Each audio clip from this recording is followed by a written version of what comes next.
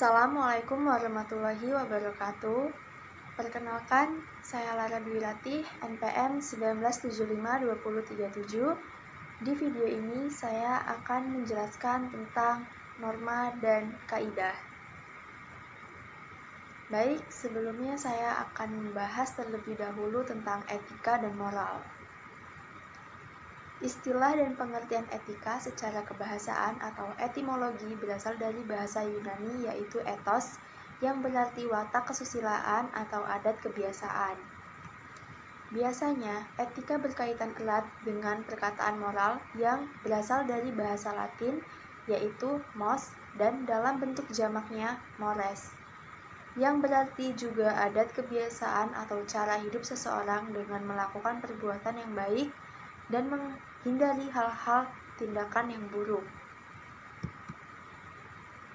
Etika dan moral lebih kurang sama pengertiannya, tetapi dalam kegiatan sehari-hari terdapat perbedaan, yaitu moral atau moralitas untuk penilaian perbuatan yang dilakukan, sedangkan etika adalah untuk mengkaji sistem nilai-nilai yang berlaku.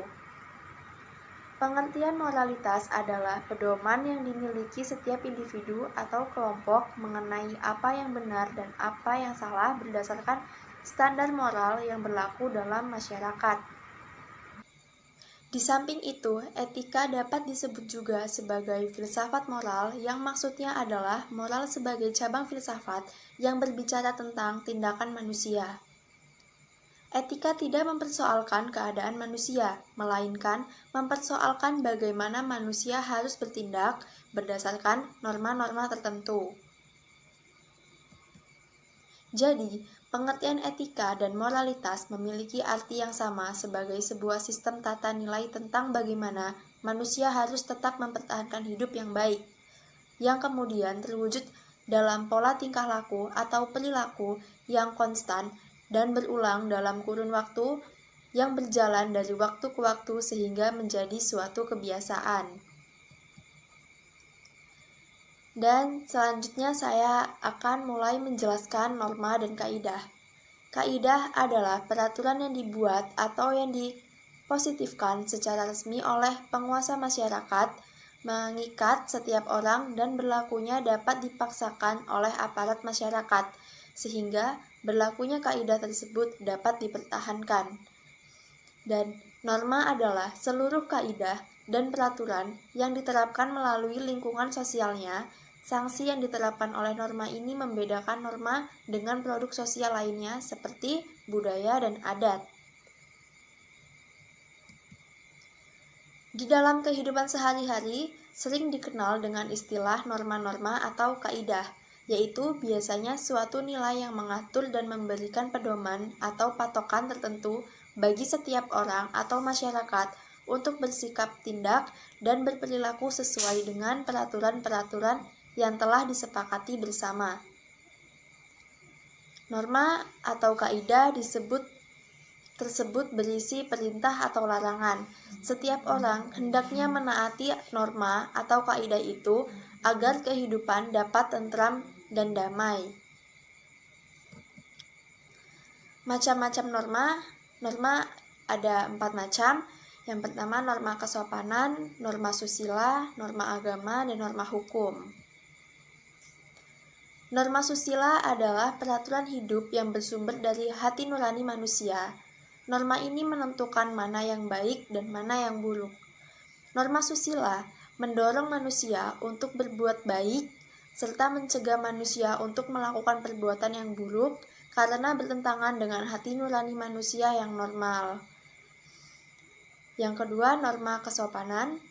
Norma kesopanan adalah ketentuan hidup yang bersumber dari pergaulan masyarakat. Norma ini didasari oleh beberapa hal, diantaranya yaitu kebiasaan, kepatuhan, kepantasan yang berlaku dalam masyarakat. Norma kesopanan ini juga disebut norma sopan santun, tata krama, atau adat istiadat. Norma sopan santun yang khas dan aktual akan berbeda antara masyarakat satu dengan yang lainnya. Yang ketiga ada norma agama. Norma agama adalah ketentuan hidup yang bersumber dari Tuhan Yang Maha Esa, isinya berupa perintah-perintah, ajaran, dan juga larangan. Norma agama berasal dari wahyu Tuhan dan mempunyai nilai yang fundamental yang mewarnai macam-macam norma yang lain seperti norma kesopanan, norma susila, dan norma hukum. Yang keempat ada norma hukum. Norma hukum adalah ketentuan yang dibuat oleh pejabat atau yang berwenang yang memiliki sifat memaksa untuk melindungi kepentingan manusia dalam pergaulan hidup di masyarakat dan mengatur tata tertib kehidupan bermasyarakat. Dan di sini saya memiliki sebuah kasus, dan kasus ini adalah kasus korupsi Gubernur Sulawesi Tenggara. Saya akan menceritakan kronologinya. Terdakwa Gubernur Sulawesi Tenggara nonaktif Nur Alam mengakui menerima uang setara 40 miliar dari pengusaha pertambangan asal Tiongkok Mr. Chen. Pengakuan tersebut disampaikan Nur Alam saat menjalani pemeriksaan sebagai terdakwa di Pengadilan Tindak Pidana Korupsi Jakarta. Perkara Nur Alam terbagi menjadi dua bagian. Pertama, Nur Alam selaku Gubernur Sulawesi Tenggara periode 2008 sampai 2013 dan 2013 sampai 2018 melawan hukum dengan memberikan persetujuan pencadangan wilayah pertambangan, persetujuan izin usaha pertambangan, eksplorasi, dan persetujuan peningkatan IUP eksplorasi menjadi IUP operasi produksi kepada PT Anugrah Harisma Barakah atau AHB. Dari korupsi ini, akibatnya merugikan keuangan negara atau perekonomian negara sebesar 4,3 triliun atau setidak-tidaknya sebesar 1,5 triliun. Nur Alam menguntungkan diri sendiri sebesar 2,7 miliar. Sekitar 2,7 miliar. Dan yang kedua, Nur Alam selaku Gubernur Sulawesi Tenggara 2 periode menerima gratifikasi sebesar $4.499.900 atau setara saat itu sekitar 40 miliar. Penerimaan gratifikasi berasal dari Record International Ltd yang ditransfer dengan rekening China Trust Commercial Bank. Di hadapan majelis hakim, Nur Alam mengatakan dirinya mengenal Mr. Chen, seorang pengusaha Tiongkok sejak sekitar 2002 atau 2003. Ketika perkenalan terjadi, Nur Alam masih menjadi Ketua Kamar Dagang dan Industri Indonesia di Sulawesi Tenggara, serta Ketua Asosiasi Pengusaha Pengadaan Barang dan Jasa. Nur Alam beberapa kali pernah bertemu Mr. Chen baik di Jakarta maupun di Sulawesi Tenggara. Pernah juga ada pertemuan Nur Alam di Singapura. Saat itu Nur Alam tidak tahu menahu asal perusahaan Chen. Beberapa kali diskusi tentang bisnis antara Chen dan Nur Alam. Kemudian Chen memberikan uang dengan cara ditransfer. Chen mengarahkan agar uang tersebut digunakan investasi di Aksa Mandiri. Keinginan itu berpadu dengan keinginan Nur Alam untuk investasi di Aksa Mandiri.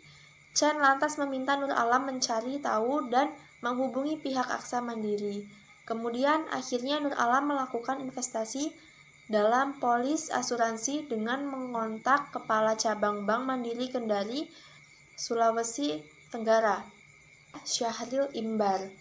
Nur Alam lantas mendatang Aksa Mandiri di Bank Mandiri Jakarta Pertamina pada 2010. Ada 3 polis asuransi yang dibuka Nur Alam.